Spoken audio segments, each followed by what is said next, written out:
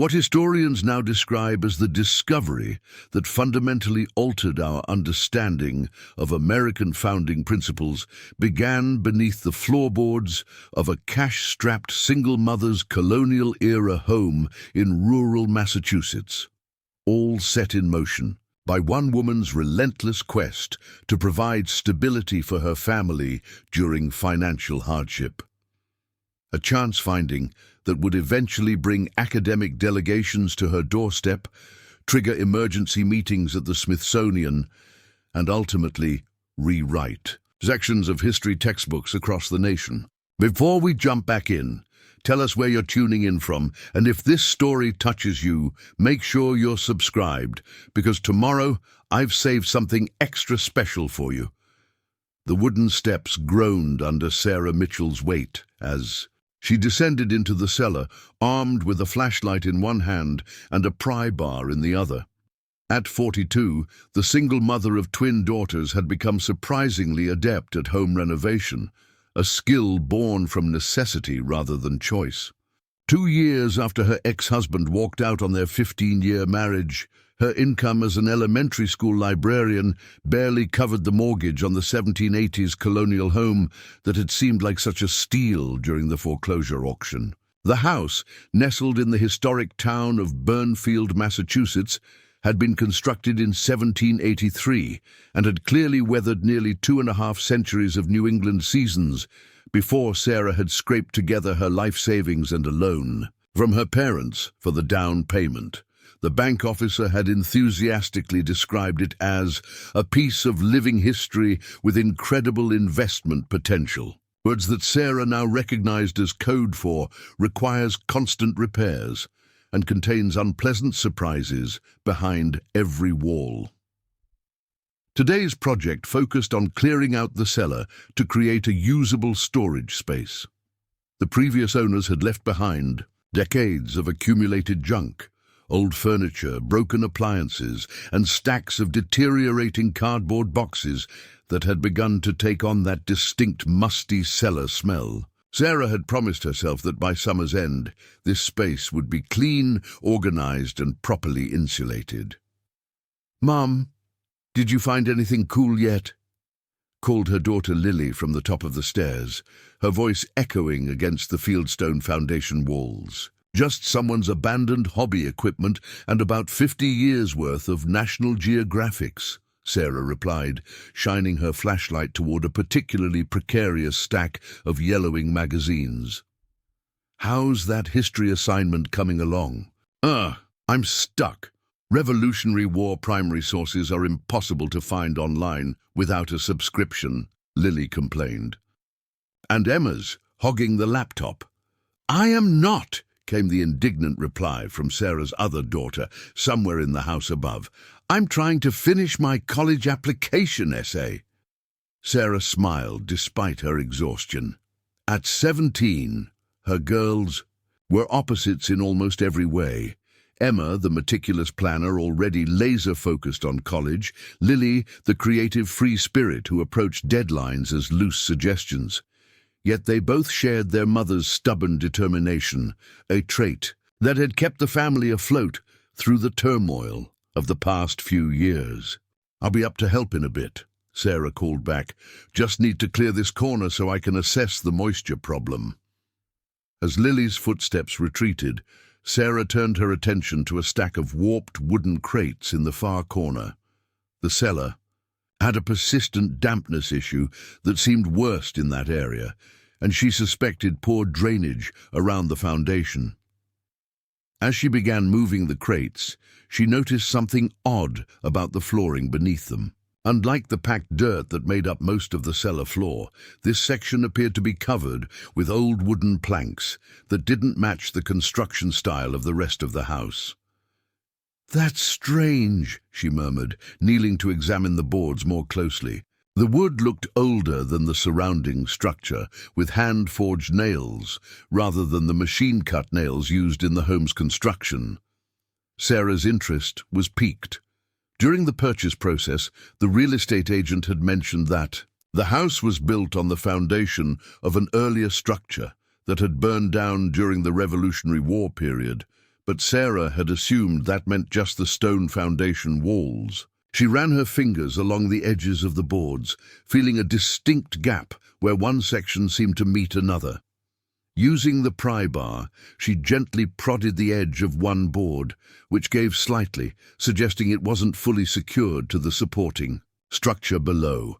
Her curiosity now fully engaged, Sarah wedged the pry bar into the gap and applied gentle pressure. The board lifted slightly, revealing darkness beneath. With growing excitement, Sarah worked methodically, carefully removing one plank and then another until she had opened a roughly 3-foot square in the floor. Her flashlight beam revealed not dirt as she had expected, but what appeared to be a small storage space about 2 feet deep, lined with stone and containing what looked like a wooden box or chest.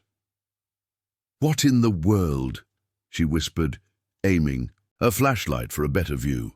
The chest was approximately 2 feet long and perhaps 18 inches wide, constructed of dark wood bound with tarnished metal straps. It appeared remarkably well preserved, protected from moisture by the sealed space and the layer of planking above.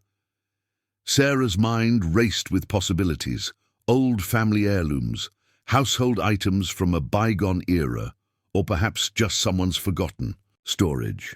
The past 2 years had taught Sarah resilience she never knew she possessed. The divorce had left her emotionally drained and financially vulnerable, with 2 teenage daughters depending entirely on her. Friends had questioned her decision to purchase the dilapidated colonial rather than a sensible modern apartment, but Sarah had been determined to provide her daughters with stability, a permanent home, with history and character in a good school district where they could put down roots despite their father's absence. Preparing and narrating this story took us a lot of time, so if you are enjoying it, subscribe to our channel. It means a lot to us.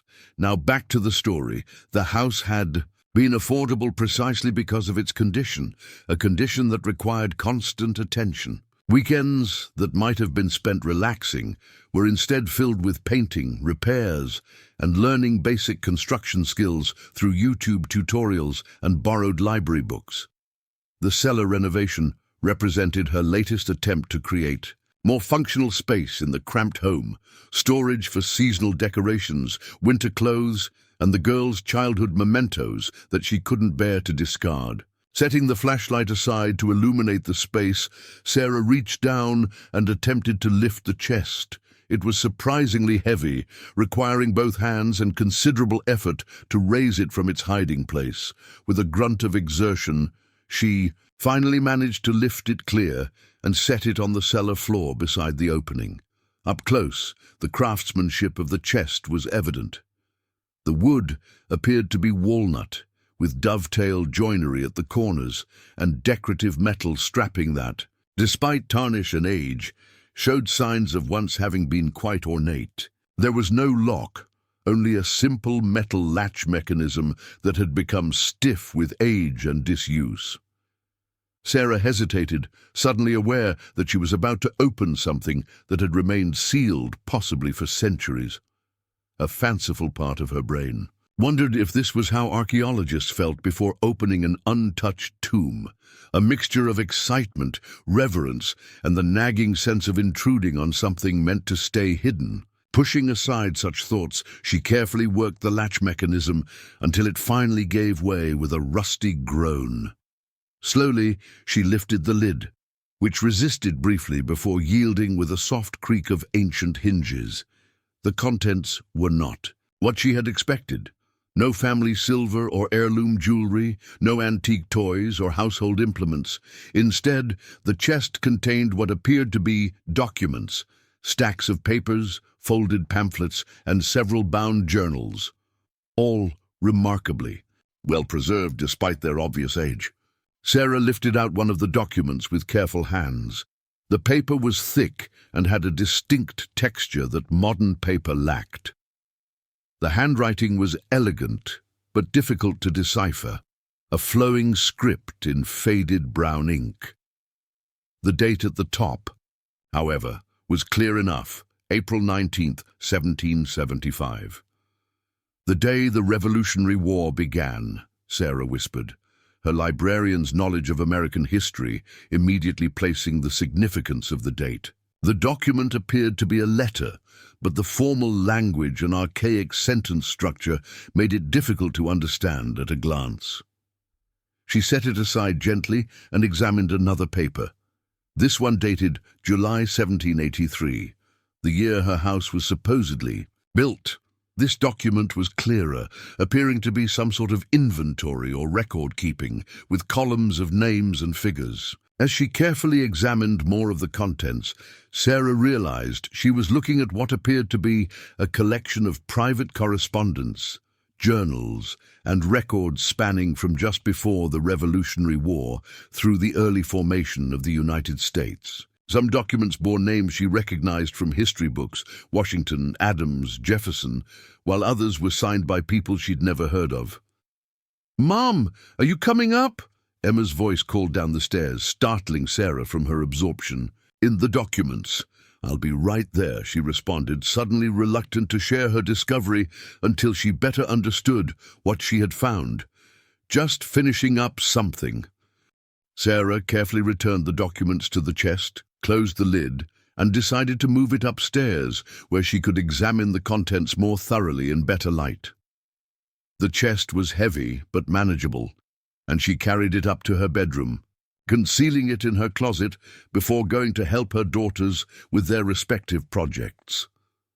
That evening, after the girls had gone to bed, Sarah retrieved the chest and began a more methodical examination of its contents. Spreading the documents carefully across her bed, she used her phone to photograph some of the more legible pages, then attempted to decipher the handwriting and archaic language. One journal in particular caught her attention. The leather-bound volume contained what appeared to be personal reflections of someone who had been present at several key events during the Revolutionary period. The writer identified himself as Thomas Fielding, a name Sarah didn't recognize from her knowledge of history, but who apparently had been some sort of clerk or secretary with connections to several founding fathers. As she read more closely, certain passages jumped out with startling clarity. Though it shall never be publicly acknowledged, our break from England was motivated not solely by lofty ideals of liberty, but by the private financial interests of those who stood to profit most from independence. I record this truth here, in private, though to speak it aloud would brand me traitor to the cause. And later, the compromise reached today regarding representation was not, as will be reported, primarily about balancing power between large and small states, but rather about ensuring certain economic arrangements beneficial to particular delegates would remain protected under the new system. I transcribed the official minutes as directed, omitting these discussions as instructed. Sarah's heart began to race as the implications of these writings became clear. If authentic, these documents represented a private, unfiltered perspective on the founding of the nation, one that contradicted, or at least complicated, the traditional historical narrative taught in schools. Another document, appearing to be a letter from 1787, referenced the true Articles of Confederation and mentioned a supplementary agreement that was not included in the official documents but was binding upon the signatory parties and their heirs. The letter referred to specific provisions regarding banking structures and financial obligations between certain states that Sarah had never encountered in any history book. As a librarian with a lifelong love of history, Sarah recognized the potential significance of what she had discovered. These documents, if legitimate, could represent an important historical find, private perspectives, and possibly records of unofficial agreements that shaped the nation's founding, but had been deliberately excluded from the official narrative. But another part of her, the practical single mother, recognized the potential complications of such a find. The house had been in foreclosure, which raised questions about who might legally claim ownership of items found within it. Additionally, historic artifacts often fell under various preservation laws and regulations. After several hours of examination, Sarah carefully returned the documents to the chest, her mind racing with questions. Should she contact a historian, a museum? Would doing so potentially jeopardize her ownership of these materials? Would anyone even believe they were authentic rather than elaborate forgeries? Deciding she needed more information before proceeding, Sarah turned to the internet, searching for information on authenticating historical documents and the legal status of found artifacts. The search results were overwhelming and often contradictory, with various state and federal regulations potentially applying depending on the nature and significance of the find. One website, belonging to the Massachusetts Historical Society, seemed most relevant. It outlined procedures for reporting significant historical discoveries and emphasized the importance of proper authentication and preservation.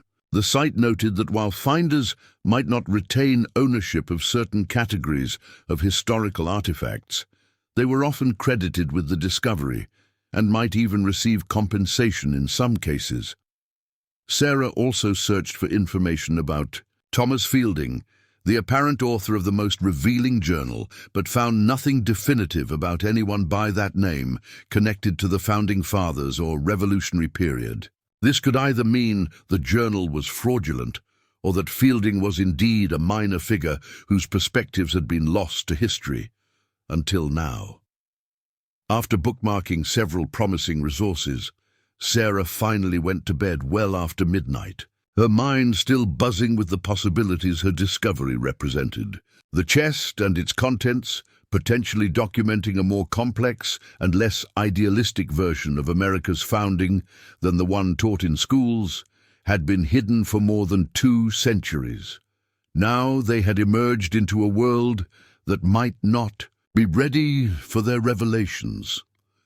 The next morning, over breakfast, Sarah debated whether to tell her daughters about her discovery. As a parent, she had always encouraged their intellectual curiosity and critical thinking, but she also worried about involving them in something that could become complicated, especially with Emma's college applications in progress and Lily's already difficult relationship with historical study. "You look tired, Mom," Emma observed, pouring herself a bowl of cereal. "Were you up late working on the cellar again?" "Something like that," Sarah replied, deciding to keep the discovery to herself for now. "I've found some interesting old things that need sorting through." "More National Geographics?" Lily asked with a grimace. "Because we really don't need those for my history project." Sarah smiled. "No, just some old papers. Nothing exciting." The lie felt strange on her tongue, but she reasoned it was temporary, just until she could determine the best course of action. After sending the girls off to school, Sarah called in sick to the library, something she rarely did. But this felt like an exceptional circumstance. Once alone in the house, she returned to the chest and continued her examination of the documents, this time with more focus and organization. She created a basic inventory, noting dates, apparent authors, and brief descriptions of content for each document. The collection spanned from 1774 to 1796, covering the Revolutionary War, the Constitutional Convention, and the early years of the new government. Some appeared to be official or semi-official in nature, while others were clearly private correspondence and personal reflections. The most intriguing items continued to be Thomas Fielding's journals, which provided commentary on events from the perspective of someone present but not among the recognized leaders. Fielding described himself as a humble recorder of great men's words, but his private opinions were anything but humble, offering sharp insights and occasionally scathing critiques of the motivations and character of various founding fathers. By midday, Sarah had reached a decision. She needed expert assistance to determine the authenticity and significance of these documents, but wanted to approach someone who would take her seriously and not immediately attempt to claim the materials. for an institution. After careful consideration, she decided to contact Professor Eliza Montgomery at Burnfield College, a well-respected historian who had written several books on the Revolutionary period and whom Sarah had met at various library events. Sarah composed a careful email describing her discovery in general terms and asking for a confidential consultation. She emphasized that she was not yet ready to go public with the find, but needed expert guidance on authentication and preservation. She attached several photographs of the less controversial documents as examples. Within an hour, she received an enthusiastic reply. Professor Montgomery expressed keen interest and suggested meeting as soon as possible, preferably that same day. The professor's rapid response and eagerness confirmed Sarah's sense that her discovery might indeed be significant. They arranged to meet at Sarah's home late that afternoon, after the girls would be occupied with their after-school activities. This would give Sarah time to prepare, organizing the documents for efficient review and considering what questions she needed to ask. As the appointed time approached, Sarah found herself growing increasingly nervous. The reality of sharing her discovery with someone else, especially an expert who might immediately recognize its significance or, conversely, identify it as a worthless forgery, made the situation suddenly more real. At precisely 4 o'clock, a gentle knock came at the front door. Professor Montgomery was a slight woman in her early 60s with silver-streaked dark hair and piercing blue eyes that radiated intelligence. She carried a leather satchel and wore what Sarah recognized as archival gloves already in her hands. Clearly, she had taken the email seriously enough to come prepared. "Ms. Mitchell, thank you for contacting me," the professor said after introductions. "From the images you sent, I'm very intrigued by what you've discovered." "Ta-da! Thank you for coming so quickly," Sarah replied, leading her to the dining room, where she had carefully arranged some of the documents on acid-free paper she'd borrowed from the library's archives. "I'm still trying to process what I've found, and what it might mean." Professor Montgomery approached the table with the reverence of someone entering a sacred space. Her eyes widened as she surveyed the documents Sarah had laid out, and her hands, already gloved, hovered over them as if reluctant to make contact despite the protection. "May I?" she asked, gesturing to one of the letters. "Of course," Sarah nodded. The professor carefully lifted one of the documents, a letter dated 1787, with a signature that appeared to be from Benjamin Franklin. She examined it silently, her eyes moving methodically across the page, occasionally pausing to study particular elements more closely.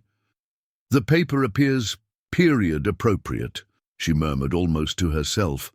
"The watermark is consistent with what would have been available. Ink composition seems correct at a glance." She looked up at Sarah with newfound intensity. "Where exactly did you find these?" Sarah described the hidden space beneath the cellar floor, the chest, and her process of discovery. As she spoke, the professor's expression grew increasingly focused, her eyes occasionally darting back to the documents as if drawn by magnetic force. "And you said there are journals as well, from someone named Thomas Fielding?" Sarah nodded and retrieved the leather-bound volume she had found most revealing. "This contains the most potentially controversial content. Personal observations about the Founding Fathers and suggestions that some of their motivations and agreements weren't exactly what we've been taught." Professor Montgomery accepted the journal with visible excitement tempered by scholarly caution. "Fielding.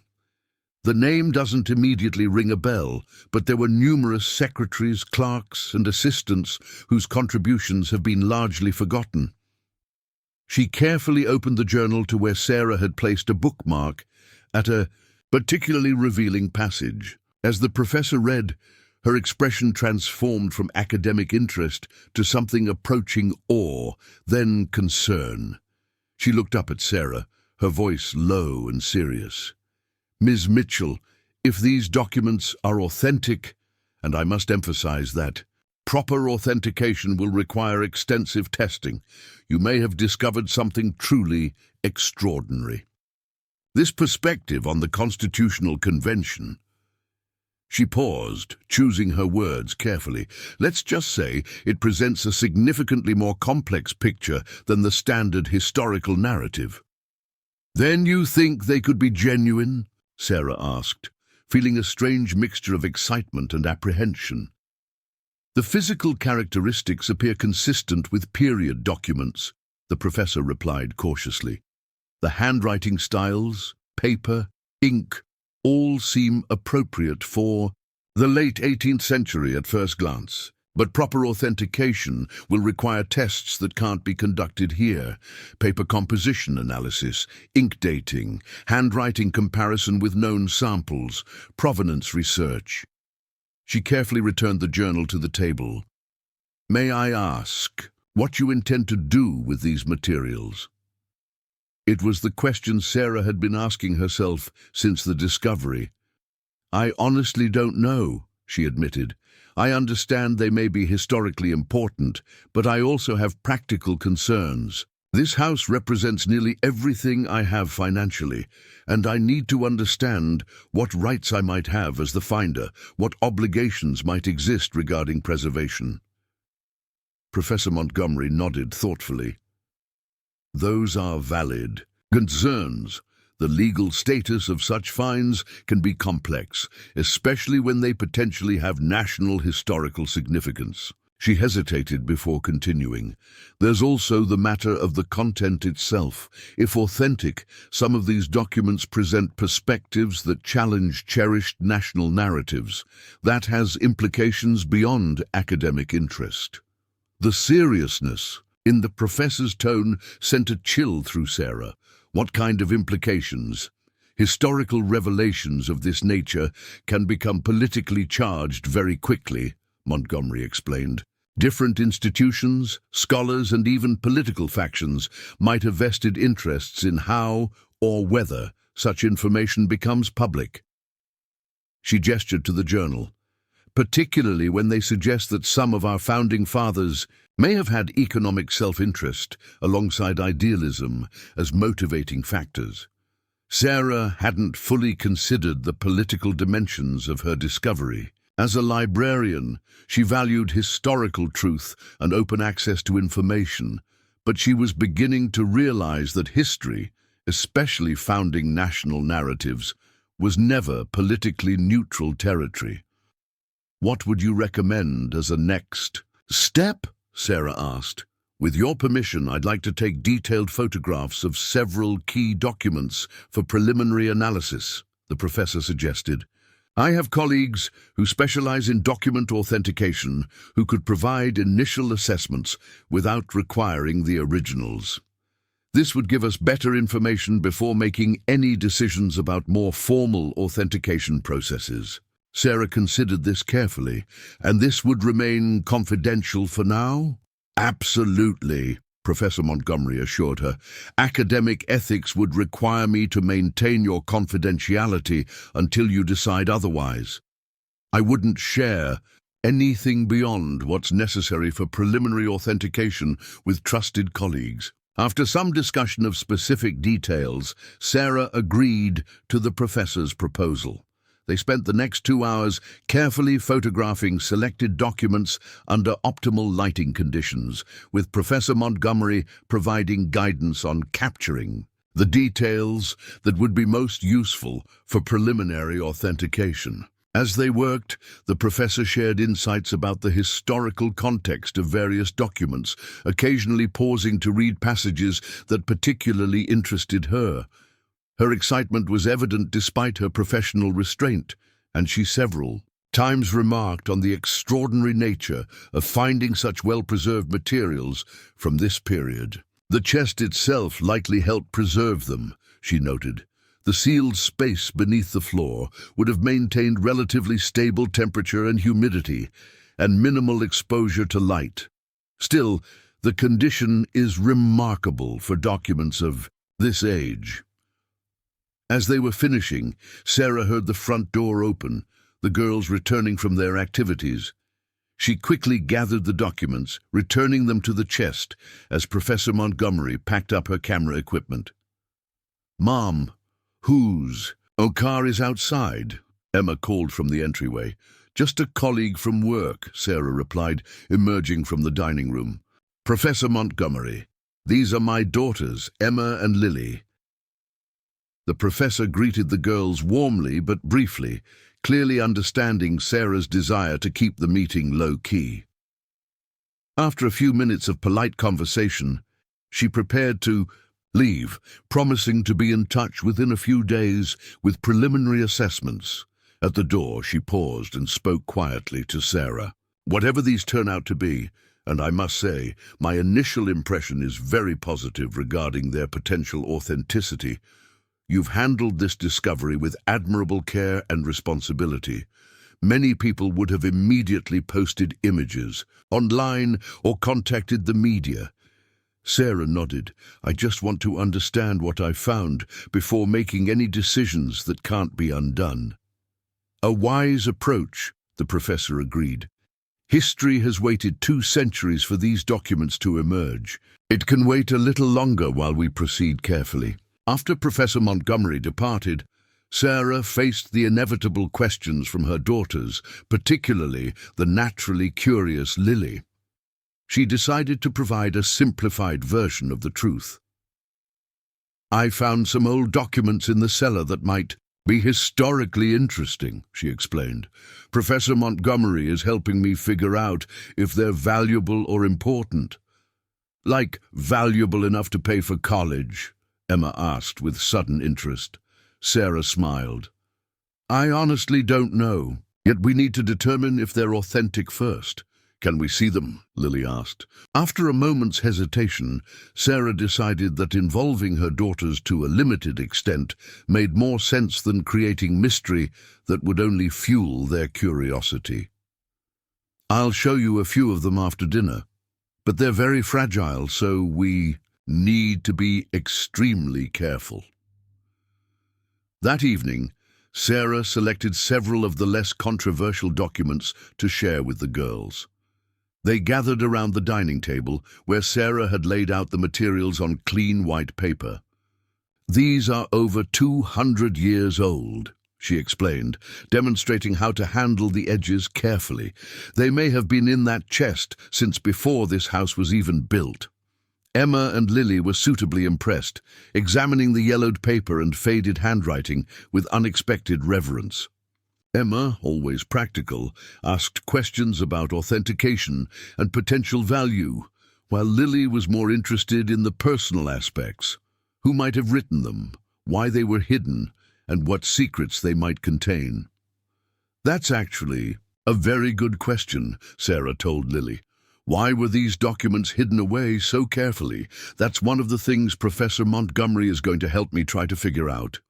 Later, after the girls had gone to their rooms for the evening, Sarah returned to the chest and continued her examination of the contents. Beyond the more obviously significant political documents, there were personal letters that provided glimpses into daily life during the revolutionary period. These touched her in a different way. Parents writing of concerns for children, discussions of illness and recovery, celebrations of births and mourning of deaths. These human elements connected her across centuries to the people whose words she was reading. One letter particularly affected her, a mother writing to her sister about the challenges of raising children alone while her husband was away fighting. The woman's determination to maintain stability for her children despite financial hardship and uncertainty resonated deeply with Sarah's own experience as a single mother. Though separated by more than 2 centuries, their fundamental concerns were remarkably similar. As she carefully replaced the documents in the chest, Sarah reflected on the strange twist of fate that had brought these historical materials into her life. The very financial hardship that had led her to purchase this old house in foreclosure had now potentially connected her to a significant historical discovery. The time she had spent learning renovation skills out of necessity had led directly to finding the hidden compartment that previous owners had overlooked or ignored. She placed the chest securely in her closet and prepared for bed, her mind still buzzing with questions about what she had found and what it might mean, not just for history, but for her family's future. Whatever these documents revealed about America's founding principles, they had already revealed something to Sarah about her own life, that hardship and opportunity were often intertwined in unexpected ways, and that history, both personal and national, was rarely as simple as the stories we tell about it. As she drifted towards sleep, Sarah couldn't shake the feeling that her discovery was about to set in motion events beyond her control. The carefully preserved words of Thomas Fielding and his contemporaries, hidden for over 2 centuries, seemed almost to have been waiting for the right moment to emerge. Whether the world was ready for their revelations remained to be seen. 3 days after Sarah Mitchell discovered the hidden chest, her phone chimed with an incoming email notification. Professor Montgomery's name appeared on the screen, sending a rush of anticipation through her as she opened the message. "Sarah, I need to speak with you urgently. The preliminary assessments from my colleagues are complete and the results are significant. Please call me as soon as possible, regardless of the hour." The formal tone and uncharacteristic urgency from the typically measured academic sent a wave of anxiety through Sarah. She glanced at the clock, 9:37 p.m. The girls were in their rooms, Emma studying for a calculus test, Lily likely sketching while listening to music. Sarah stepped onto the back porch for privacy and dialed the professor's number. "Thank you for calling so promptly," Professor Montgomery answered, her voice tense. "Are you somewhere we can speak freely?" "Yes," Sarah replied, the knot in her stomach tightening. "What have you found?" "The initial authentication assessments are extraordinarily positive," Montgomery began. "The paper composition, ink characteristics, and handwriting analyses all strongly support authenticity. The watermarks match known paper sources from the period, and several signatures correspond to verified examples from archives." "That's good news, isn't it?" Sarah asked, confused by the professor's evident concern. "It's remarkable news from a historical perspective," Montgomery clarified, "but it creates complications. The content of Fielding's journal and several of the letters contain information that, if verified and made public, would significantly challenge established historical narratives about the founding of our nation." A moment of silence hung between them before the professor continued. "Sarah, one of my colleagues I consulted, Dr. Harrison from the National Archives, has expressed strong interest in examining the original documents immediately. He's specifically interested in what he's calling the supplementary agreements, mentioned in several letters." "You shared the content with someone from the National Archives?" Sarah asked, a note of alarm in her voice. "Only selected images for authentication purposes, with identifying information redacted," Montgomery assured her. "But Harrison is remarkably well versed in this period. He recognized references to certain meetings and agreements that align with gaps in the official record. He believes your documents may contain evidence of privately negotiated economic arrangements between founding figures and certain European banking interests, arrangements deliberately kept out of official records." The implications began to dawn on Sarah. "And this would change our understanding of the motivations behind certain founding decisions." "Potentially, fundamentally," Montgomery confirmed. "The traditional narrative portrays the founding primarily as an ideological revolution driven by Enlightenment principles. These documents suggest a more complex reality, where personal financial interests played a significant role in shaping key decisions, particularly regarding our banking system and certain state-to-state relationships." Sarah sank onto the porch swing, watching her breath form small clouds in the autumn evening air. What does Dr. Harrison want? He's requested to examine the originals. He's prepared to come to Massachusetts personally as early as tomorrow. The speed of developments alarmed Sarah. Just days ago, the documents had been safely hidden for centuries. Now, a government official was prepared to travel across the country to see them immediately. "I need time to think," Sarah said firmly. "This is all moving very quickly." "I understand completely," Montgomery replied. "But I should mention that Harrison was quite emphatic about the historical significance. He mentioned protocols regarding materials of exceptional national interest, though he wasn't specific about what that might mean, practically." The professor's careful phrasing sent a warning signal. "Are you suggesting the government might make a claim on these documents?" "I'm not certain," Montgomery admitted. "The legal status of historical finds is complex. I would recommend consulting with an attorney who specializes in cultural artifacts and historical preservation before proceeding further." After ending the call, Sarah remained on the porch, her mind racing. The chest and its contents had become more than just an interesting historical discovery. They were potentially explosive documents that powerful institutions might have vested interests in controlling. Inside, she found Emma at the kitchen table, textbooks spread around her laptop. "Everything okay, Mom? You look worried," Emma observed, glancing up from her notes. "Just some unexpected developments with those old documents," Sarah replied, trying to keep her tone casual. "The expert thinks they might be more important than we initially thought." Emma's eyes lit up.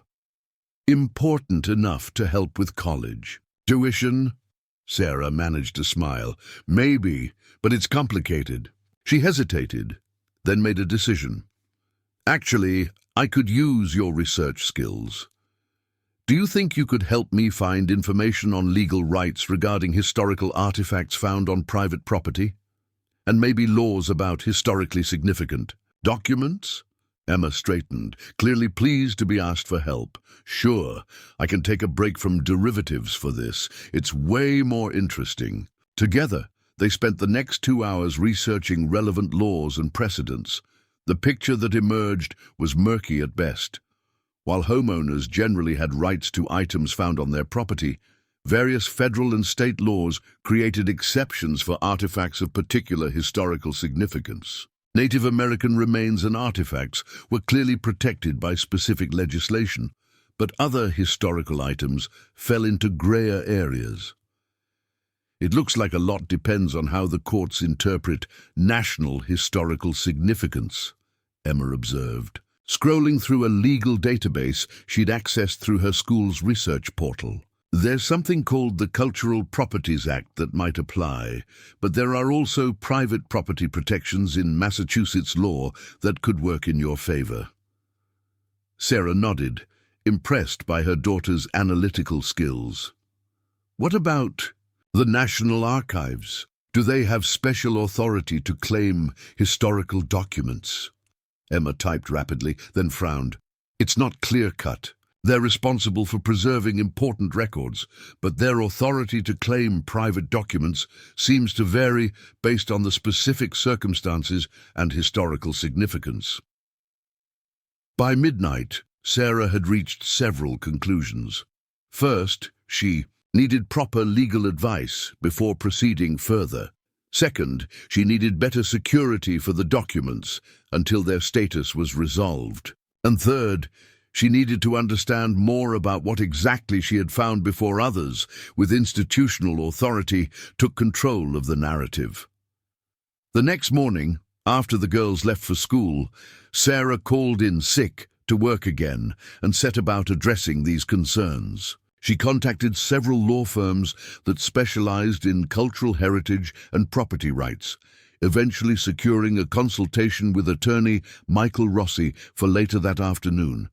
Next, she purchased a fireproof, waterproof safe from a local home improvement store, not ideal for long-term document preservation, but better than her bedroom closet for immediate security. Finally, she returned to the documents themselves, focusing specifically on the references to supplementary agreements that had so interested Dr. Harrison.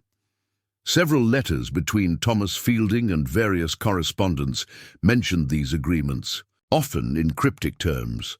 One passage particularly stood out: the arrangement with the Amsterdam Consortium remains protected by the supplementary articles, which BF assures will never appear in any public record.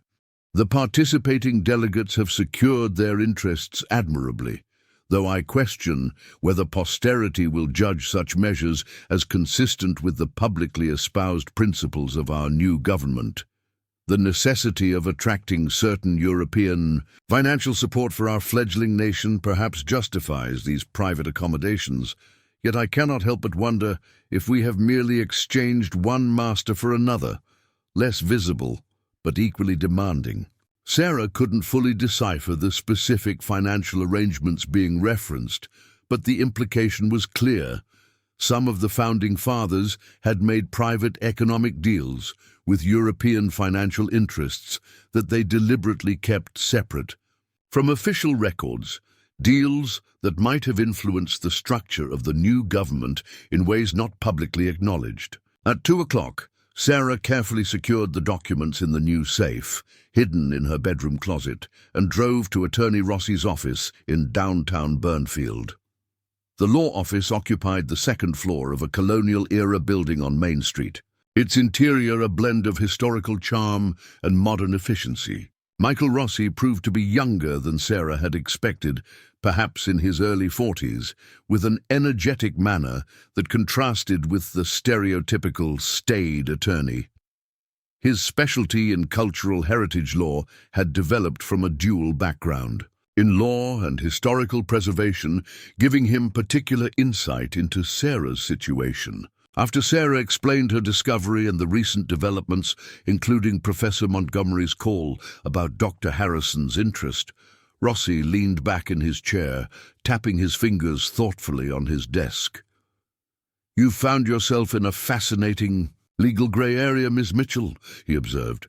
"Based on your description, these documents potentially have immense historical significance, which activates certain legal considerations. However, as the homeowner who discovered them on your property, you have substantial rights that can't simply be dismissed." "What's your recommendation?" Sarah asked. "First, don't allow anyone to remove the original documents from your possession until we've established a clear legal framework," Rossi advised. "You can continue to cooperate with authentication efforts, but any examination should occur either in your presence or under strictly controlled conditions with clear documentation of chain of custody." He pulled a legal pad toward him and began, making notes. "Second, we should file a preliminary notice of discovery with the State Historical Commission. This establishes your role as the finder and your cooperation with proper procedures, which strengthens your position if questions of ownership arise later." "And what about the National Archives representative who wants to examine them immediately?" Rossi's expression grew more serious. "That's where things get complicated. The National Archives has significant authority regarding documents of national importance, but that authority isn't unlimited, particularly with privately discovered materials. I'd recommend allowing examination under controlled conditions, perhaps at Burnfield College with Professor Montgomery present, but with a clear written agreement that this examination doesn't constitute any transfer of ownership or control." Sarah nodded, feeling more grounded with this concrete advice. "And if they try to claim the documents based on national significance?" "Then we're prepared to assert your rights through appropriate legal channels," Rossi stated firmly. "The fact that these documents have been privately held for over 2 centuries, not stolen from any government repository, strengthens your position considerably. At minimum, you would be entitled to fair compensation and recognition as the discoverer, even in a worst-case legal scenario." As they discussed next steps, Rossi drafted a preliminary agreement that Sarah could use for Dr. Harrison's examination of the documents. It specified that any examination was for authentication and historical assessment only, with no implied transfer of ownership or control. One more thing to consider, Rossi added as their meeting concluded. The historical significance of these documents may extend beyond legal and financial considerations. If they indeed contain perspectives that challenge conventional historical narratives about our nation's founding, various interests might prefer they remain obscure or have their authenticity questioned. History is never politically neutral, especially founding mythology. Sarah nodded, recalling Professor Montgomery's similar warning. I'm beginning to understand that. It's a bit overwhelming to think that clearing out my cellar might end up challenging how American history is taught. That's precisely why proceeding carefully is so important, Rossi emphasized, not just for legal protection, but to ensure that whatever historical truths these documents contain are properly contextualized and preserved, regardless of how challenging they might be to established narratives. As Sarah drove home, her mind spun with the escalating implications of her discovery. What had begun as an interesting historical find was rapidly evolving into something with potential national significance. Documents that might reveal that America's founding involved complex financial arrangements deliberately kept out of official records. She arrived home to find Professor Montgomery's car already parked in her driveway. The professor was waiting on the front porch, accompanied by a tall, distinguished-looking man in a precisely tailored grey suit, who Sarah immediately guessed was Dr. Harrison from the National Archives. "I apologize for arriving unannounced," Montgomery said as Sarah approached. "Dr. Harrison was already en route when we spoke last night. He was quite insistent on proceeding without delay." The man stepped forward, extending his hand. "Dr. James Harrison, Special Collections Division, National Archives. Professor Montgomery's preliminary images have created quite a stir in certain circles, Ms. Mitchell. I'm here to offer the archives assistance in authentication and preservation of what may be documents of exceptional national significance."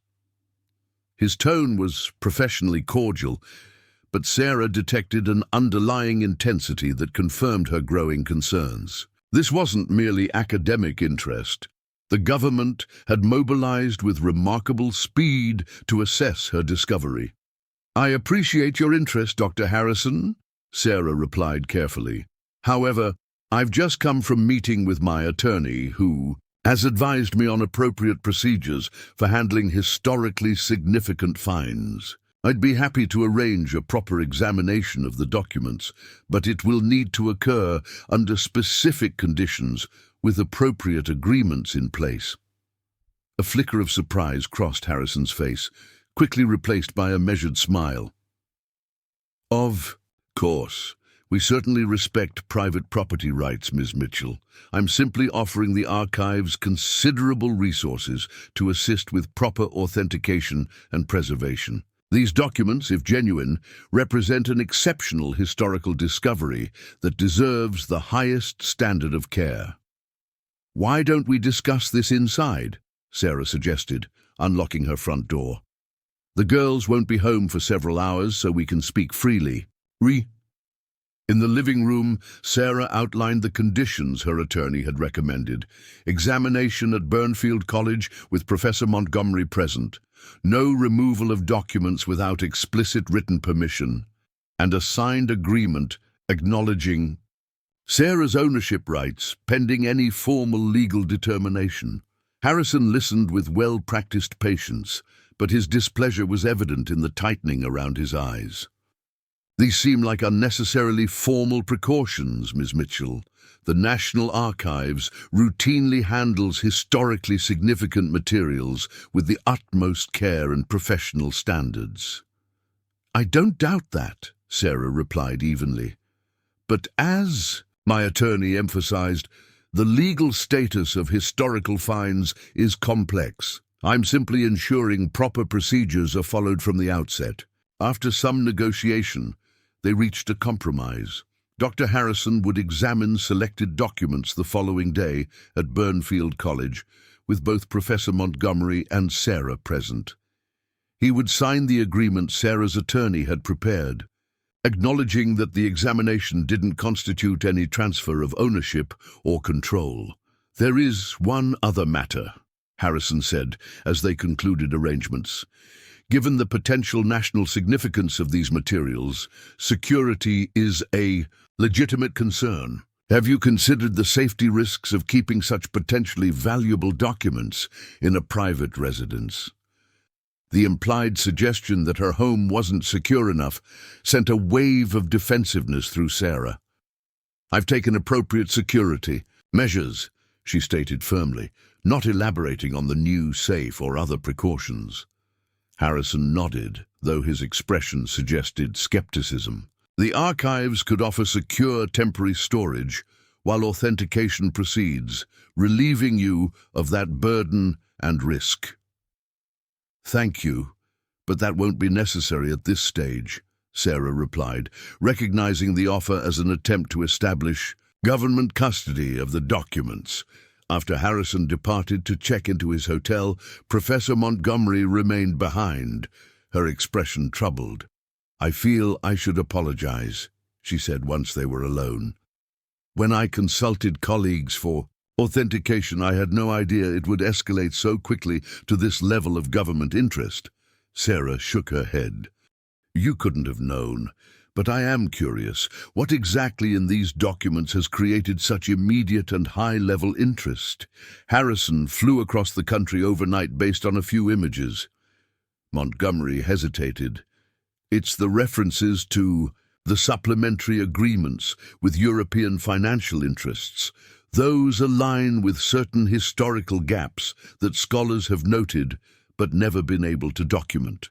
If these materials provide evidence that founding figures established undisclosed financial arrangements with European banking interests that influenced our governmental and financial structures." She trailed off, the implications hanging in the air. "That would contradict the standard narrative of the American Revolution as primarily ideological," Sarah finished. "Precisely. It would suggest that while liberty and democracy were genuine motivations, specific economic interests of key founders also played a significant role in shaping our institutions, a far more complex and perhaps less inspiring origin story than the one we teach schoolchildren." After the professor left, Sarah spent the evening carefully selecting which documents to present for Harrison's examination the following day. She deliberately excluded some of the most politically sensitive materials, particularly those that most explicitly discussed the private financial motivations of specific founding fathers. This wasn't about hiding information, she reasoned, but about maintaining some control over the process until she better understood the implications. The next morning, Sarah arranged for the girls to stay with a friend after school, explaining that she had an important meeting at the college. She carefully packed the selected documents in acid-free folders borrowed from the library, placing them in a secure document case for transport. At Burnfield College, Professor Montgomery had arranged for them to use a climate-controlled room in the Special Collections Department of the library. Dr. Harrison was already waiting when Sarah arrived, accompanied by a younger colleague he introduced as Ms. Peters, a document conservation specialist. "Before we begin," Sarah said, placing the document case on the table but not yet opening it, "I'll need both of you to sign the agreement my attorney prepared." Harrison's mouth tightened slightly, but he signed without comment, as did Ms. Peters. Sarah then carefully opened the case and began removing the folders containing the selected documents.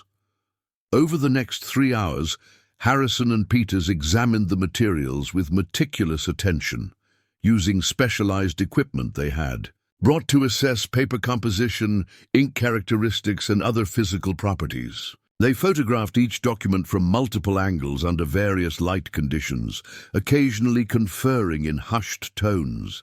Sarah observed the process carefully, noting which documents seemed to generate the most interest. Harrison repeatedly returned to one letter in particular, correspondence between Thomas Fielding and a Mr. A. Hamilton, discussing the establishment of the First Bank of the United States and certain private assurances given to unnamed European investors. The physical characteristics are consistent with authentic period documents, Harrison finally stated, setting aside his magnifying glass. The watermarks, paper composition, ink formulation, all align with known examples from this period. Miss Peters will need to conduct more detailed analysis of the images we've taken, but my preliminary assessment strongly supports authenticity. And the content, Professor Montgomery asked. What is your historical assessment? Harrison exchanged a glance with Peters before responding carefully. If authentic, and I must emphasize we're still in preliminary assessment, these materials would represent a significant historical find. They appear to document perspectives and possibly arrangements not reflected in the official record of this period. His measured understatement didn't fool Sarah. The intensity with which he had examined certain documents made clear their potential impact. What happens next in your process? Sarah asked. Ideally, we would conduct more comprehensive authentication at our facilities in Washington, Harrison replied. The archives has specialized equipment and reference materials that would allow definitive authentication. We could arrange secure transport and provide you with regular updates on the process. The suggestion that the documents leave her possession wasn't unexpected, but Sarah was prepared. That won't be possible at this stage. My attorney has advised that the documents should remain in my custody while we determine next steps. Harrison's professional demeanor slipped momentarily, revealing frustration. Ms. Mitchell, these documents, if authentic, have exceptional national significance. The National Archives has both the responsibility and the resources to ensure their proper preservation and study. I understand that, Sarah replied steadily, but they were discovered on my property, and legal questions of ownership need to be resolved before they leave my possession.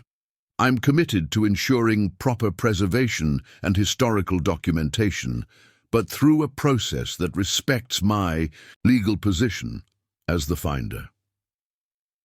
The tension in the room was palpable as Harrison considered his response.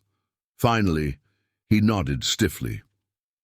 I respect your position, though I believe it unnecessarily complicates the process.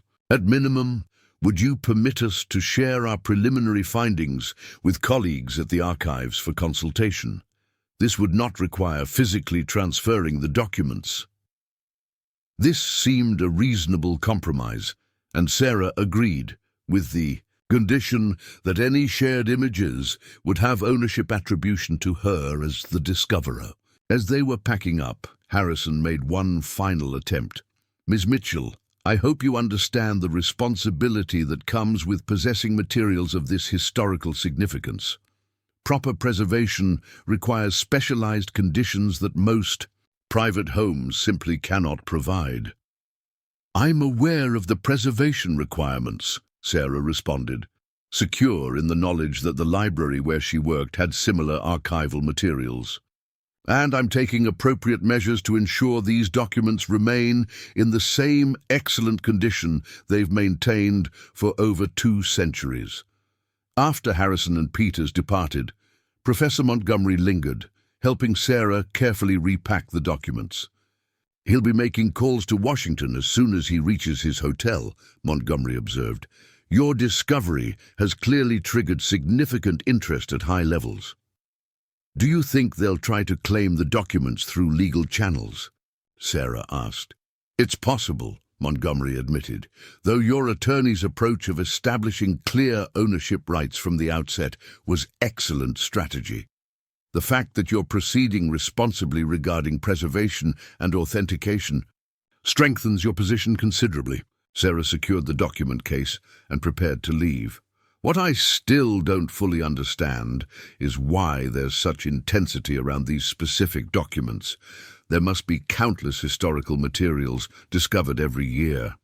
Not like these, Montgomery replied seriously.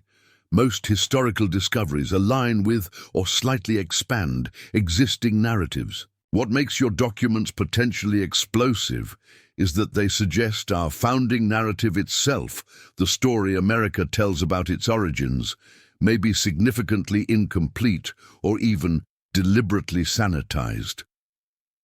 As Sarah drove home, the weight of this observation settled over her. She had stumbled upon materials that didn't just add detail to history, but potentially challenged fundamental national mythology. No wonder the response had been so swift and at such high levels. Arriving home, Sarah was surprised to find a dark SUV parked across the street from her house. As she pulled into her driveway, she noticed a man sitting in the driver's seat, apparently watching her house. When he saw her looking, he started the vehicle and drove away. A chill ran through her that had nothing to do with the autumn air. Was she now under surveillance? The thought seemed paranoid, yet Harrison's intense interest and the speed of government response suggested these documents might have implications beyond what she had initially imagined. Inside, Sarah secured the documents in her safe, then checked the house carefully, suddenly aware of its vulnerability.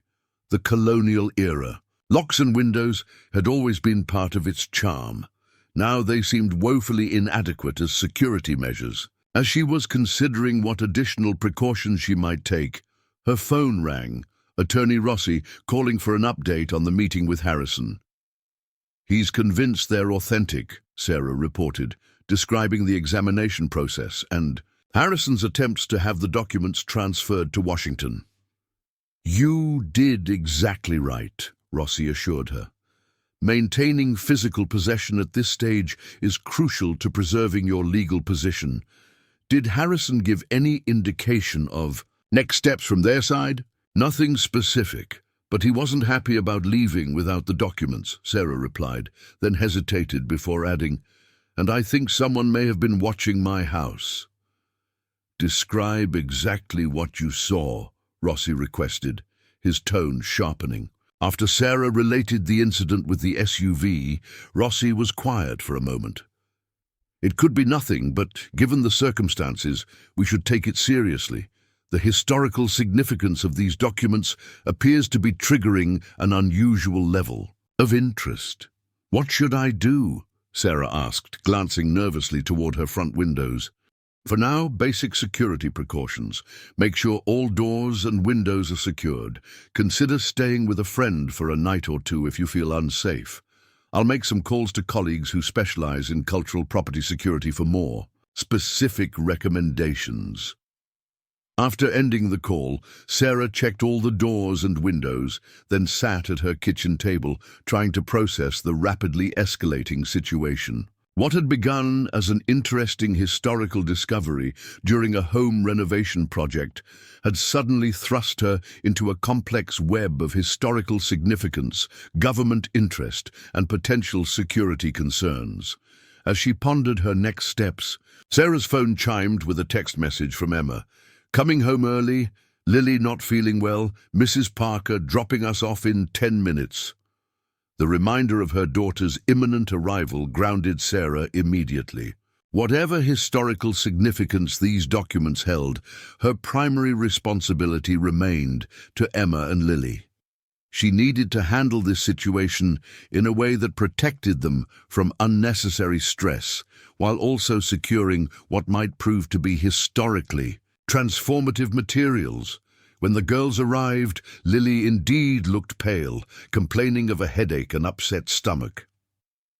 Sarah settled her on the living room couch with a blanket and ginger ale, momentarily setting aside her concerns about historical documents and government interest to focus on basic maternal care. As she took Lily's temperature, Sarah was struck by the strange juxtaposition, the mundane reality of caring for a sick teenager alongside the extraordinary circumstances of possessing documents that might reshape understanding of American history. Both were equally real, equally demanding of her attention and care. In that moment, Sarah realized that whatever path she chose regarding the documents needed to prioritize her family's well-being. The historical truth contained in Thomas Fielding's writings had waited over 2 centuries to emerge. It could wait a little longer while she ensured her daughter's security and peace of mind. Yet even as she focused on Lily's immediate needs, Sarah couldn't shake the feeling that events had been set in motion that would prove difficult to control. The appearance of the SUV, Harrison's barely concealed determination to acquire the documents, the potentially explosive nature of their contents, all suggested that the comfortable anonymity of her life as a small-town librarian and single mother had been irrevocably altered by what she had found beneath her cellar floor. A week after Dr. Harrison's examination of the documents, Sarah's life had taken on a surreal quality. Outwardly, she maintained her normal routine, working at the library, helping the girls with homework, addressing the endless maintenance needs of her old colonial home. Yet beneath this veneer of normalcy, everything had changed. The dark SUV had reappeared several times, always parked just far enough away to maintain plausible deniability about surveillance. Sarah's email had been flooded with increasingly urgent messages from Dr. Harrison, requesting additional access to the documents and proposing various arrangements for their temporary transfer to National Archives facilities. Meanwhile, Professor Montgomery had connected Sarah with several prominent historians who expressed great interest in examining the materials, particularly Fielding's journal with its unfiltered perspective on the Founding Fathers' private motivations. Attorney Rossi had been invaluable, helping Sarah navigate these competing interests while maintaining control of the situation. On his recommendation, she had installed new security measures, better locks, motion-sensing lights, and a basic alarm system that seemed oddly modern against the colonial architecture of her home. As Sarah shelved books in the library's history section, her mind kept returning to the documents secured in her home safe. The journal entries and letters had begun to take on almost mythic significance in her thoughts. Words written by an obscure clerk over 2 centuries ago that potentially challenged foundational narratives about America's origins. "You seem a million miles away today," observed Eleanor Davis, the head librarian and Sarah's supervisor for the past 7 years. "Everything all right at home? The girls doing okay?" Sarah managed a smile. "Just a lot on my mind. House issues, you know how it is with these old places." Eleanor nodded sympathetically. "Those colonial homes are beautiful but demanding, like having another child that never grows up and constantly needs attention." If only it were just maintenance issues, Sarah thought. She had told no one at work about her discovery, following Rossi's advice to limit knowledge of the documents to the smallest possible circle until their status was resolved. Her phone buzzed in her pocket, a text from Emma. "Mom, there's a woman at the house asking about you. Says she's a historian from Boston University. Should I talk to her?" Sarah's heart raced. She hadn't arranged any meetings today, and the girls had been instructed not to engage with unexpected visitors. "No, don't open the door. Tell her I'm at work and she needs to email me for an appointment. Text me when she leaves." She immediately called Rossi, stepping into the library's break room for privacy. "This is concerning but not entirely unexpected," he said, after Sarah explained the situation. "Word is spreading in academic circles about potentially significant historical documents. I've received 3 calls myself from researchers inquiring about the Burnfield discovery, though I've revealed nothing about the specifics." "What should I do?" Sarah asked, watching the clock anxiously. Her shift wouldn't end for another 3 hours. "I'll send my associate to your house to check on the girls and make sure this visitor has left," Rossi offered. "In the meantime, I think we need to accelerate our timeline for securing the documents. The increased attention raises the risk of theft or unauthorized access." By the time Sarah arrived home, Emma reported that the mystery visitor had left. After being told Sarah wasn't available, but had seemed unusually persistent, asking questions about the house's history and renovation projects. Rossi's associate, a young attorney named Diane Walker, had arrived shortly after and stayed until Sarah returned. "The security situation is becoming more complex," Diane advised as they spoke privately in the kitchen. "Mr. Rossi believes we should transfer the documents to a secure facility temporarily while we finalize legal arrangements regarding their status." "What kind of facility?" Sarah asked cautiously. "Burnfield Trust Bank has a private vault service used by several museums for temporary storage. Mr. Rossi has arranged for access if you agree. The documents would remain legally in your possession, but would have professional-grade security." The suggestion made practical sense, yet Sarah felt a strange reluctance to let the documents leave her home. They had been hidden beneath her cellar floor for over 2 centuries. Moving them felt somehow like breaking a trust. "I need to think about it," she said finally. After Diane left, Sarah checked on the girls. Lily was in the living room working on an art project for school, a diorama depicting a Revolutionary War scene, ironically enough.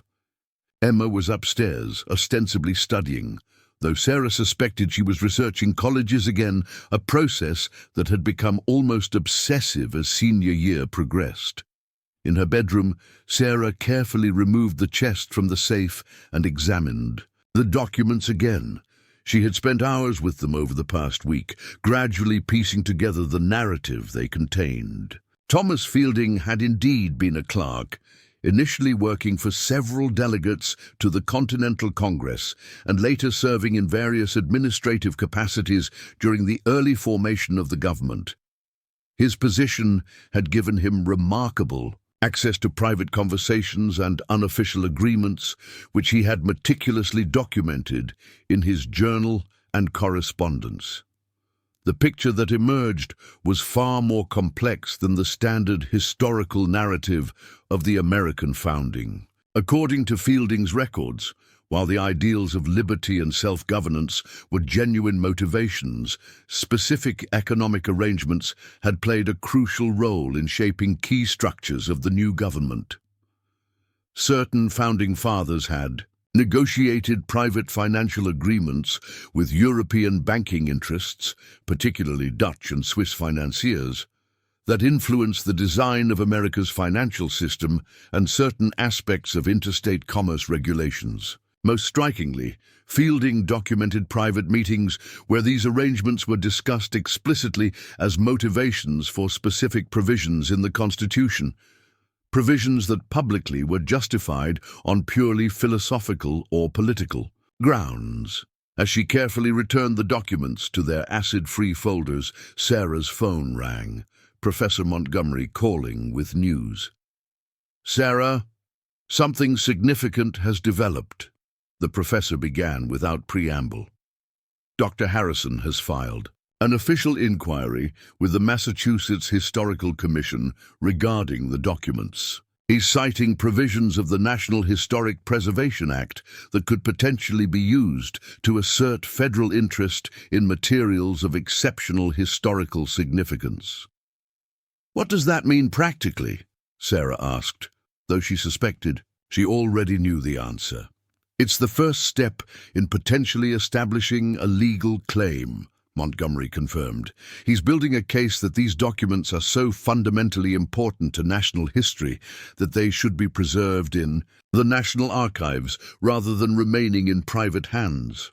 Can he do that?" "It's complex legal territory," Montgomery admitted. "The law generally respects private property rights, including historical fines on private property. But there are provisions for items of extraordinary national significance, particularly when proper preservation might be at issue.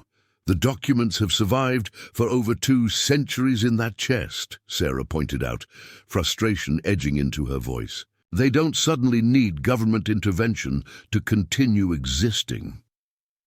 I understand your frustration, Montgomery said gently.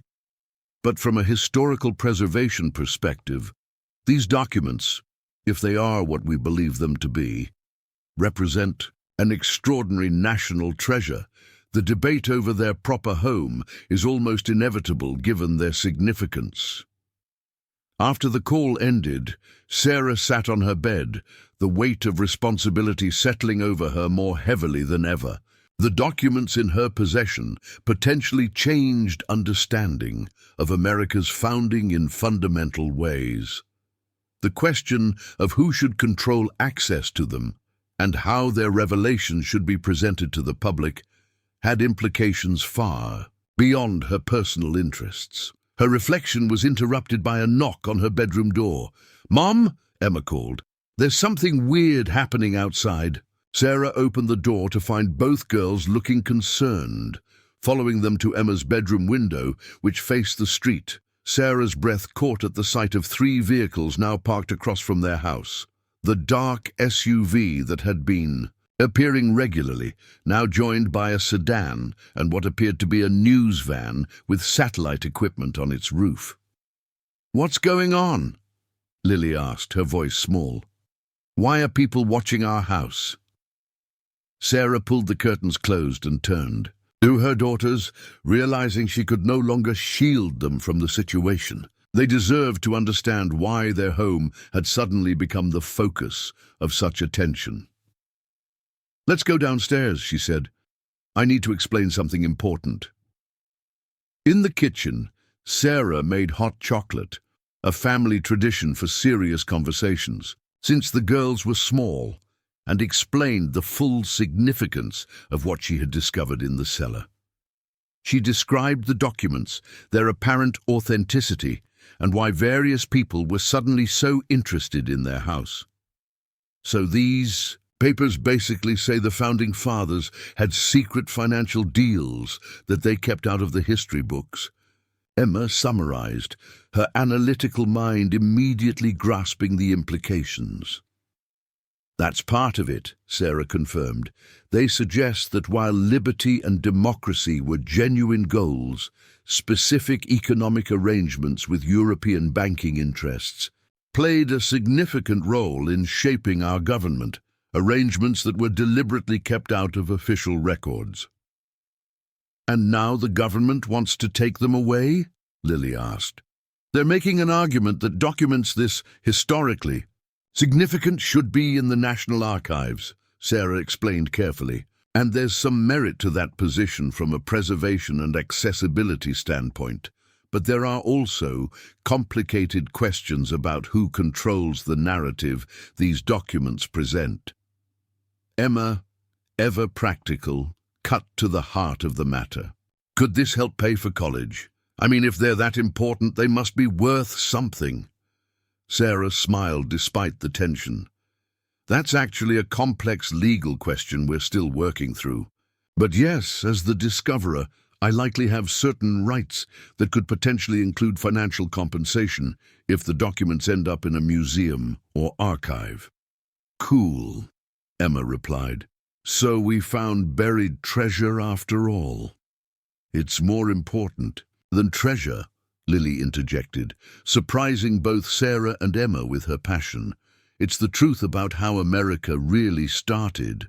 That matters more than money."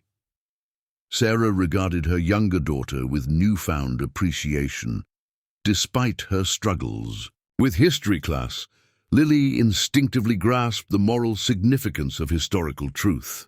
"You're right," Sarah acknowledged, "which is why we need to be careful about how we proceed. These documents could change how people understand American history, for better or worse."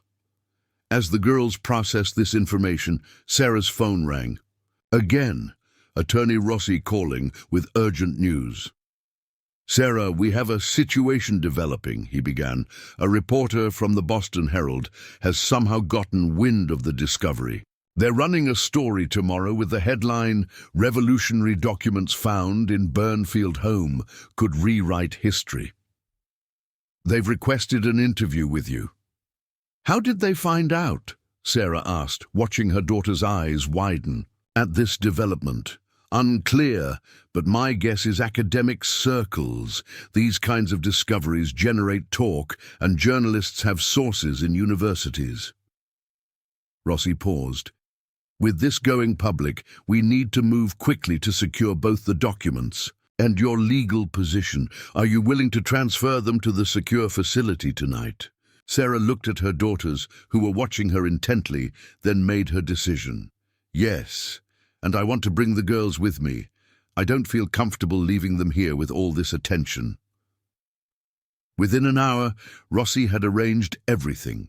His associate Diane would meet them at Burnfield Trust Bank, where a private vault had been prepared. Sarah carefully packed the documents in archival quality materials, then placed the entire collection in a specialized transport case Rossi had delivered, a hardened container designed specifically for moving valuable artifacts. As they prepared to leave through the back door, to avoid the vehicles parked out front, Emma handed Sarah a USB drive. "What's this?" Sarah asked. "Insurance," Emma replied, with a determined expression. "I've been photographing all the documents over the past week while you were at work. High-resolution images of everything, properly labeled and backed up to cloud storage with encryption, just in case someone tries to take the originals before we figure out our rights." Sarah stared at her daughter in astonishment. "You did this without telling me?" Emma shrugged. "I figured it couldn't hurt to have digital copies only we control. The historical truth should be up to us to share, not just government officials." The initiative and foresight displayed by her 17-year-old both impressed and slightly alarmed Sarah. "We need to be careful about copyright and ownership issues, but this was smart thinking, Emma. Thank you." They slipped out through the backyard, cutting through a neighbor's property to reach the street behind their house, where Rossi waited in his car.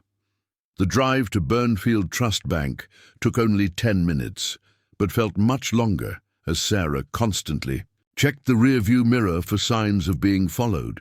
The bank's after-hours entrance led to a discreet reception area where Diane Walker waited with the bank's security manager. They were escorted to a lower level where climate-controlled, secure vaults were maintained for private clients and institutional users. "The vault maintains museum-quality environmental conditions," the security manager explained as he unlocked a series of progressively more secure doors. "Temperature and humidity are controlled precisely, with redundant systems to prevent fluctuations that could damage sensitive materials." The storage room itself was smaller than Sarah had expected, perhaps 10 feet square, but with an impressive array of security features, including biometric access controls and 24-hour video monitoring. A central table provided space to examine the contents of the transport case one final time before secure storage. As Sarah carefully laid out selected documents for a brief condition check, she was struck by the contrast between the ultra-modern security facility and the centuries-old papers before her. Thomas Fielding's elegant handwriting, describing private meetings of founding fathers, now rested under state-of-the-art LED conservation lighting.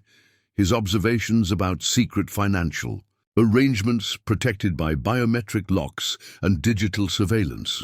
"Once we complete the inventory, only you will have access authorization," the security manager informed Sarah.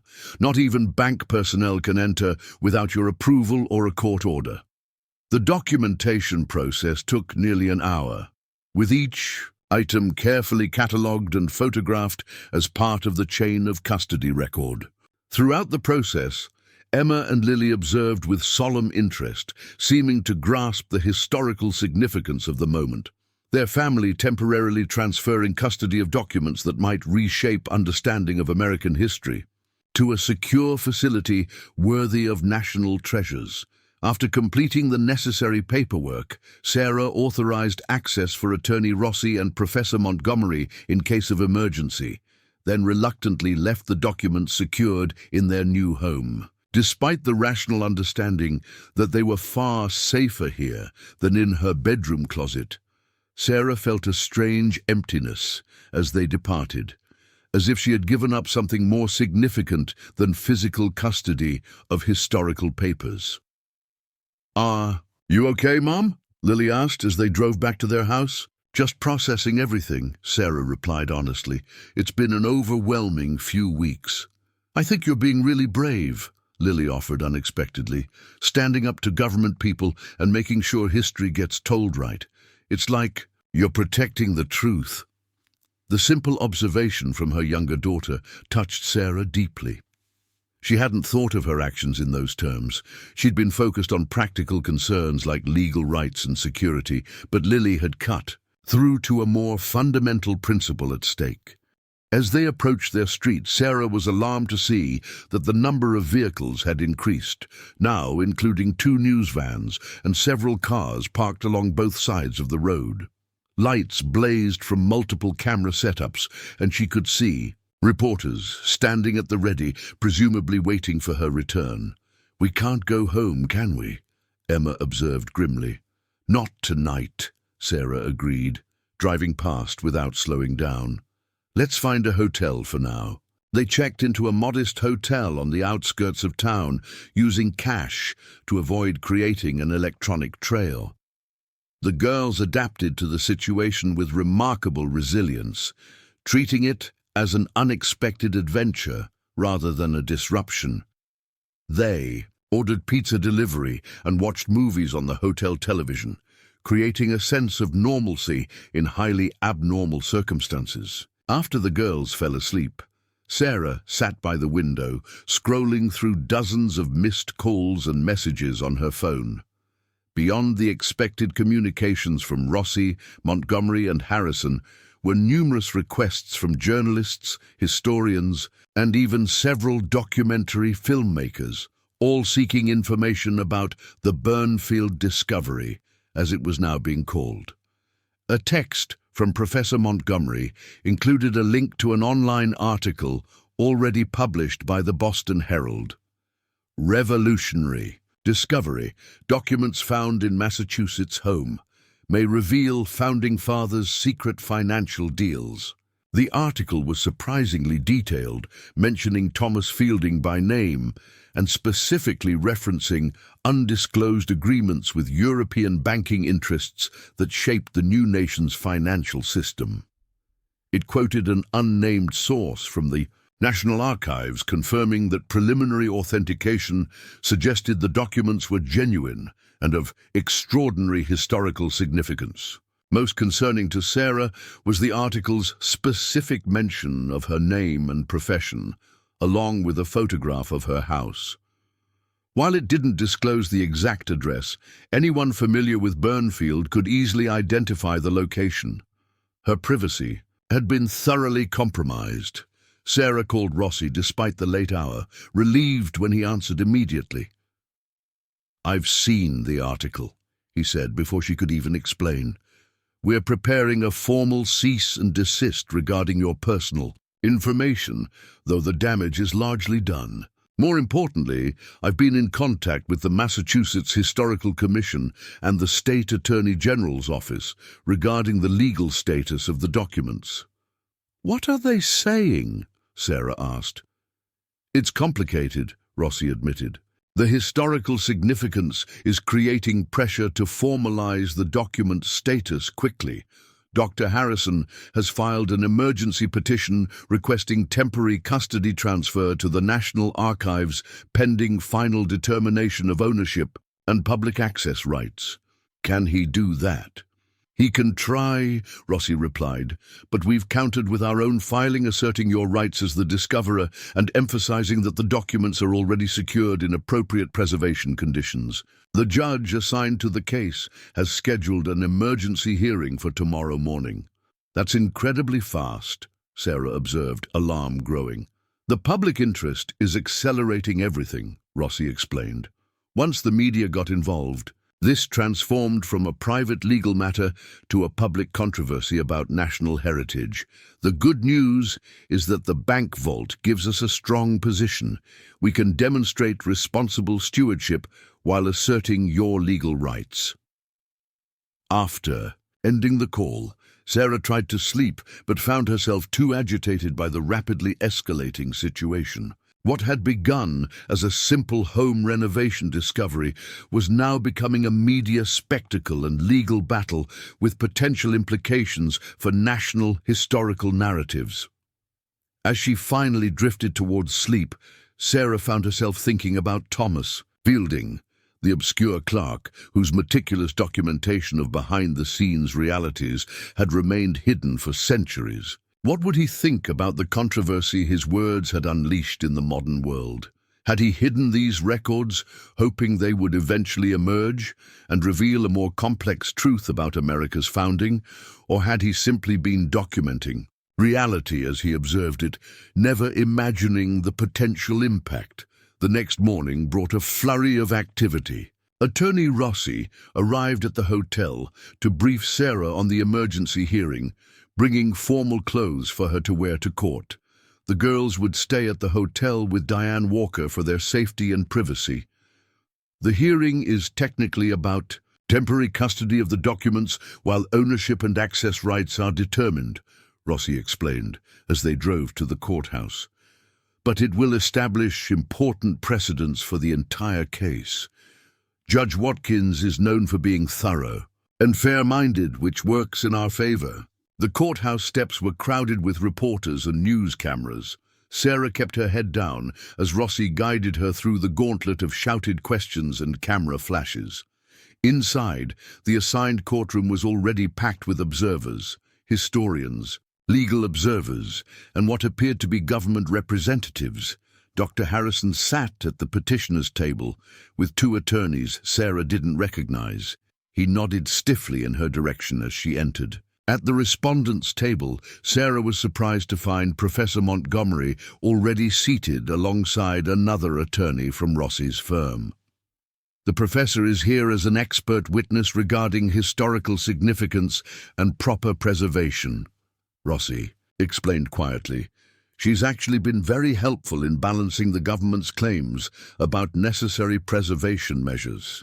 The hearing began promptly at 9 a.m. with Judge Watkins, a stern-looking woman in her 60s with steel-gray hair and piercing eyes, establishing the parameters immediately.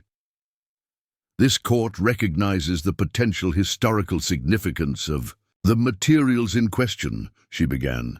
However, I also recognize established legal principles regarding property rights and the rights of discoverers of historical artifacts. This hearing will focus narrowly on appropriate temporary custody, while fuller legal processes determine final disposition. Harrison's attorneys presented first, arguing that documents of such extraordinary national significance should be secured in the National Archives' specialized preservation facilities, while ownership and access rights were determined. They emphasized the government's unparalleled expertise in document preservation and the public interest in ensuring these potentially transformative historical materials received the highest standard of care. When Rossi's turn came, he presented a carefully constructed argument that acknowledged the document's significance while firmly asserting Sarah's rights. Your Honor, there is no dispute about the importance of proper preservation, he began.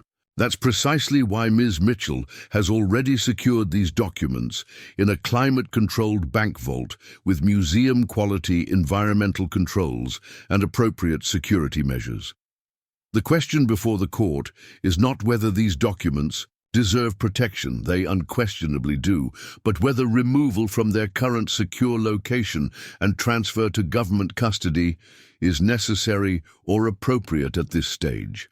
He then called Professor Montgomery to testify about the current storage conditions, which she confirmed met professional preservation standards. Under cross-examination, she acknowledged that the National Archives had superior resources, but maintained that the current arrangement was more than adequate for temporary storage while legal questions were resolved. Throughout the proceedings, Sarah observed Dr. Harrison closely. His intensity suggested this was more than bureaucratic procedure to him. He seemed personally invested in securing these documents. During a brief recess, she mentioned this observation to Rossi. "I've noticed the same thing," he confirmed quietly. "It's unusual for someone at his level to be so directly involved in a case like this. Typically, the archives would send legal representatives without senior personnel attending personally. What do you think it means?" "I'm not certain," Rossi admitted, "but I suspect the content of these documents, particularly the references to founding financial arrangements, touches on areas of particular sensitivity. There may be concerns about how such revelations might be interpreted politically in the current climate." When the hearing resumed, Judge Watkins addressed several specific questions to both sides, focusing particularly on the chain of custody and current security arrangements. Her questions suggested she was taking a pragmatic approach rather than simply deferring to government authority. Finally, after nearly 3 hours of arguments and testimony, the judge rendered her decision. Having considered the evidence and arguments presented, this court finds that the historical documents discovered by Ms. Mitchell are currently maintained in appropriate preservation conditions that meet professional standards for temporary storage. While the court acknowledges the National Archives' superior permanent preservation capabilities, the petitioner has not demonstrated that immediate transfer to government custody is necessary to prevent degradation or damage. Sarah felt a wave of relief wash over her as the judge continued. Therefore, the court denies the petition for emergency transfer of custody. The documents shall remain in their current secure location at Burnfield Trust Bank, with access limited to Ms. Mitchell and her designated representatives pending further legal proceedings regarding final disposition and access rights. Judge Watkins then looked directly at Sarah. "Ms. Mitchell, the court recognizes your responsible handling of this significant historical discovery. Your actions in securing appropriate preservation while asserting your legal rights reflect a commendable balance between private interests and public historical value." The judge then established a schedule for the broader case regarding ownership and access rights, setting a full hearing for 30 days later. In the meantime, she ordered that a team of independent authentication experts be given access to evaluate the documents under neutral supervision. As they left the courtroom, Rossi was clearly pleased with the outcome. "This is an important first victory. Maintaining the status quo regarding physical custody strengthens our position significantly for the larger case about ownership and access rights." Sarah nodded, still processing the judge's words. The acknowledgement of her responsible handling had validated her approach, confirming that she was navigating this unexpected situation appropriately despite the pressure from powerful institutions. Outside the courthouse, reporters swarmed around them, shouting questions about the document's contents and significance. Rossi guided Sarah to a podium, where he had arranged for a brief statement. "Ms. Mitchell has acted as a responsible steward of historically significant materials discovered on her property," he stated to the assembled media. "Today's ruling confirms that these documents will remain secure while proper legal processes determine final arrangements regarding ownership and public access.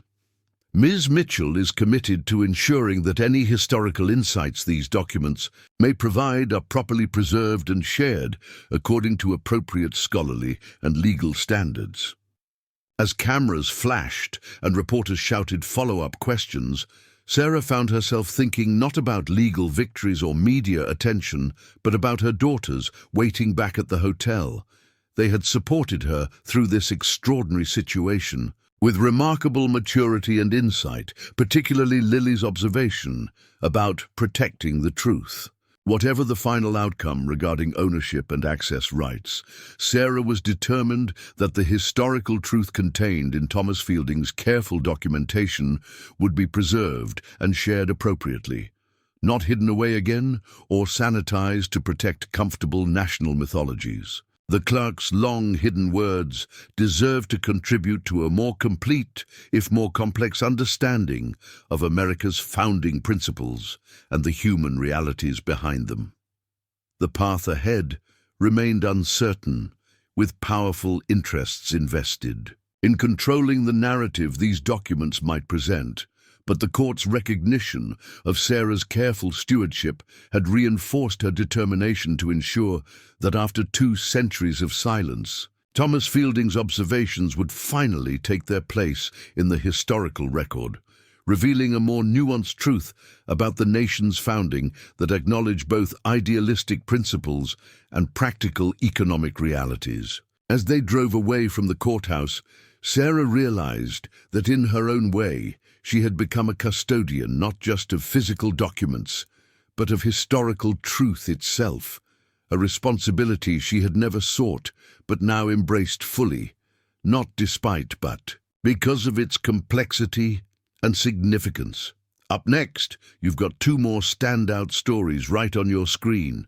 If this one hit the mark, you won't want to pass these up. Just click and check them out. And don't forget to subscribe and turn on the notification bell so you don't miss any upload from us.